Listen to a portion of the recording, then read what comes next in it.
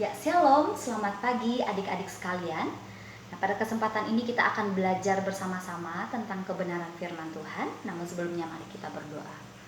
Tuhan Yesus, kami mengucap syukur untuk kasih setia Tuhan bagi kehidupan kami. Pada saat ini kami akan belajar bersama-sama tentang kebenaran-Mu.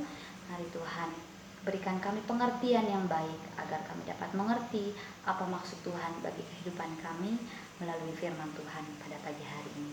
Terima kasih Tuhan. Amin. Oke, adik-adik sekalian, kita akan belajar bersama-sama tentang satu bagian kebenaran firman Tuhan yang terambil di dalam Roma pasal 12 ayat yang pertama hingga ayatnya yang kedua. Nah, di sini saya akan membacakan untuk kita semua. Ayat yang pertama, karena itu saudara-saudara, demi kemurahan Allah, aku menasihatkan kamu supaya kamu mempersembahkan tubuhmu sebagai persembahan yang hidup, yang kudus dan yang berkenan kepada Allah. Itu adalah ibadahmu yang sejati. Janganlah kamu menjadi serupa dengan dunia ini, tetapi berubahlah oleh pembaharuan budimu sehingga kamu dapat membedakan manakah kehendak Allah, apa yang baik, yang berkenan kepada Allah dan yang sempurna. Ya, amin untuk pembacaan firman Tuhan. Oke, adik-adik sekalian, pada kesempatan ini kita akan belajar bersama-sama tentang apa maksud Paulus menuliskan surat ini. Nah, di dalam bagian ini Paulus menulis surat Roma ini kepada orang-orang Kristen ataupun orang-orang yang sudah percaya kepada Tuhan. Ya, kemungkinan orang-orang Kristen ataupun orang-orang yang percaya kepada Tuhan banyak yang belum bisa mempersembahkan tubuh sebagai persembahan yang hidup. Nah, oleh sebab itu kita akan belajar bersama-sama tentang satu tema, yaitu kewajiban orang percaya terhadap Tuhan. Nah, bagaimana kewajiban kita anak-anak yang sudah mengenal Kristus dari kita kecil hingga kita sampai dewasa saat ini? Apa sebenarnya tanggung jawab yang harus kita lakukan untuk Tuhan?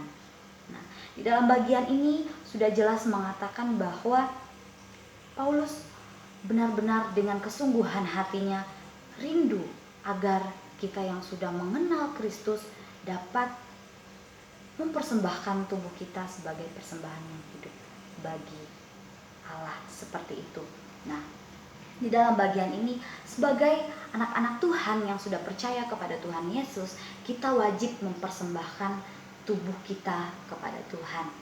Ya. Mungkin adik-adik dapat berpikir bahwa bagaimana kita mempersembahkan tubuh kita kepada Tuhan. Seperti itu ya. Logikanya seperti itu. Nah, yang mungkin yang kita ketahui adalah kita memberikan persembahan. Itu adalah bentuknya material ya. Itu boleh banget kita memberikan persembahan sebagai ucapan syukur kita kepada Tuhan ya, yang berbentuk uang.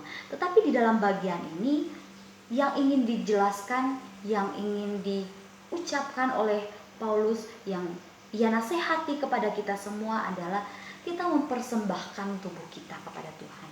Bagaimana caranya? Tubuh seperti apa yang Tuhan inginkan? Yang pertama adalah kita mempersembahkan tubuh kita sebagai persembahan yang hidup dan yang berkenan kepada Allah. Persembahan yang hidup itu seperti apa?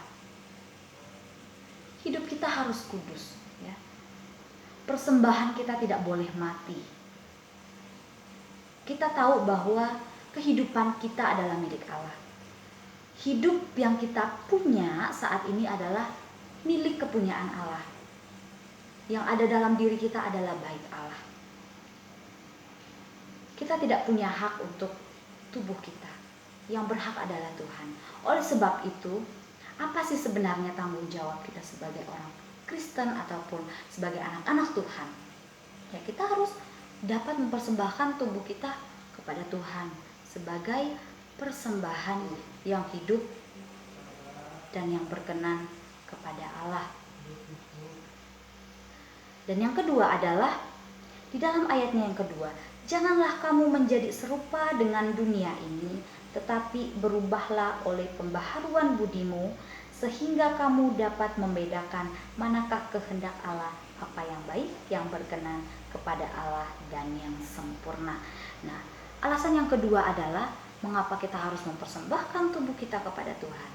Nah, yang kedua, kita harus menjaga kekudusan kita.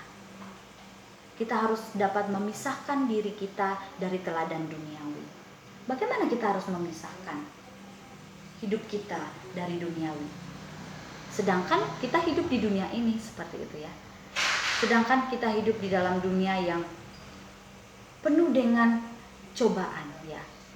Hal itu tidak dapat kita maklumi sebenarnya. Ya, bagaimana kita dapat mempersembahkan tubuh kita sebagai persembahan yang hidup, sedangkan banyak hal yang dapat mencobai iman kita ya. Kadang seperti itu. Kita sebagai anak muda tuh ketika kita melihat sesuatu yang bisa menarik diri kita untuk berbuat dosa, siapa sih yang tidak tertarik gitu ya?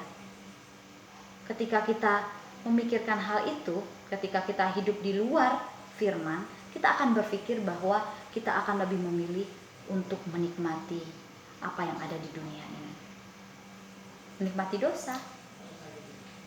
Hal ini sering terjadi dalam kehidupan orang-orang Kristen ataupun anak-anak pada zaman sekarang.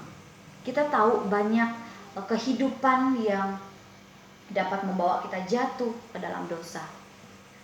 Tetapi di dalam bagian ini ditekankan kepada kita semua, anak-anak Tuhan yang sudah percaya, yang sudah mengenal Kristus, Tuhan mau kita dapat memisahkan diri kita. Ya, bagaimana caranya? Kita meminta hikmat daripada Tuhan. Memang sangat sulit.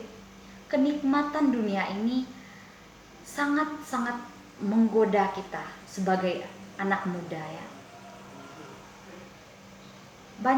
Banyak tuntutan dunia yang dapat menarik kita sebenarnya sebagai anak-anak muda. Tetapi ketika kita berkomitmen hidup di dalam Kristus, ketika kita berkomitmen untuk menjaga hati kita, kita pasti bisa. Ya. Mengapa kita harus memisahkan diri kita dari dosa? Agar kita dapat membedakan mana yang baik, mana yang jahat. Ya, mungkin ini saja yang dapat kakak sampaikan bagi kita semua. Ya, mudah-mudahan kita dapat mengerti, memahami apa yang Tuhan inginkan bagi kita anak-anak Tuhan yang sudah percaya. Seperti itu. Kita harus mempersembahkan tubuh kita sebagai persembahan yang hidup dan yang berkenan kepada Allah. Dan yang kedua, kita harus mampu untuk memisahkan diri kita dari teladan duniawi. Mari kita berdoa. Terima kasih Tuhan Yesus untuk firman-Mu. Kami telah berhenti berbicara dan berkati anak-anak-Mu. Terima kasih Tuhan. Haleluya. Amin.